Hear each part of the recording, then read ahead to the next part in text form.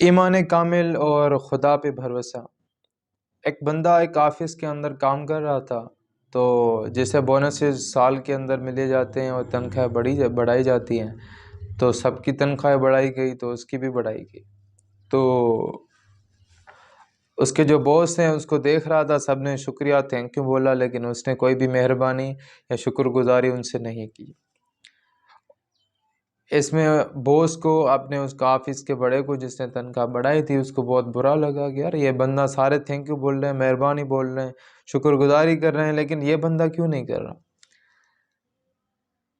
تو کچھ دن گزرے، اس کے اندر کچھ نہیں چینجنگ نہیں آئی، وہ اسی طریقے سے چل رہا تھا۔ اتنے میں کہ اس بوس کو غصہ آیا، لیکن یار یہ کیسا بندہ ہے، سارے شکر گزاری کر رہے ہیں، مہربانی کر رہے ہیں، تھینک یو بول رہے ہیں، گفٹس دے رہے ہیں، بھائی خوشی سے پاگل ہو رہے ہیں کہ تنخواہ بڑھی ہے، اور بوس کو اچھی وہ کیا کہتے ہیں میسیجز اور سارے کچھ کر رہے ہیں، یہ بندہ کیوں نہیں کر رہا؟ تو اس سے اچھا فیل نہیں ہو رہا، اور اس نے وہ بڑھائی ہوئی تنخواہ اس نے کاٹ دی اس کے باوجود اس نے کچھ نہیں بولا،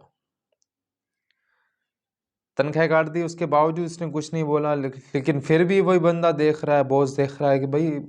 اس کی تنخواہ کاٹ دی گئی، اس کے باوجود یہ کچھ نہیں بول رہا کہ بھائی کیوں تنخواہ کیوں کاٹ دی آپ نے، بڑھائی تھی، یہ سب کی بڑھائی ہوئی تھی، میری کیوں کاٹ دی؟ ابھی اب کاٹنی ہے تو سب کی کاٹو، میری کیوں؟ لیکن اس نے کچھ نہیں بولا، خاموشی سے اپنی جاب کر رہا تھا، اپنی ڈیوٹی کر رہا تھا۔ تو اس نے لیکن مجبوراً اس نے باس نے اس کو بلایا، گھنٹی ماری اور ٹیلی کام پہ بولا کہ فلاں بندے کو بھیجو اندر، تو وہ آ گیا، اس سے پوچھا بھائی ماجرا کیا ہے، تم اتنے خوددار ہو کہ تمہاری تنخواہ بڑھائی گئی لیکن تم نے کوئی شکریہ ادا نہیں کیا، اور اس کے باوجود میں نے تمہاری تنخواہ کاٹ دی پھر سے، تو پھر بھی تم نے کوئی غصہ ایسا کوئی سوال نہیں کیا کہ تنخواہ کیوں کاٹی گئی؟ تو اس نے بولا کہ ہاں، میں نے اللہ تعالیٰ کا شکر ادا کیا تھا جب آپ نے تنخواہ بڑھائی تھی، تب میرے گھر میں ایک مہمان آیا تھا، چھوٹا بچے کی پیدائش ہوئی تھی میرے گھر اندر، تو اللہ تعالیٰ کے میں نے شکر ادا کیا تھا، اور اسی وجہ سے اسی کا رزق بڑھا کے دیا تھا، اور کچھ ہی دنوں بعد، 1-2 مہینے کے بعد، میرے گھر کے اندر فوتگی ہو گئی تھی، اس کے دادا تھا یا والد صاحب تھا، وہ گزر گیا،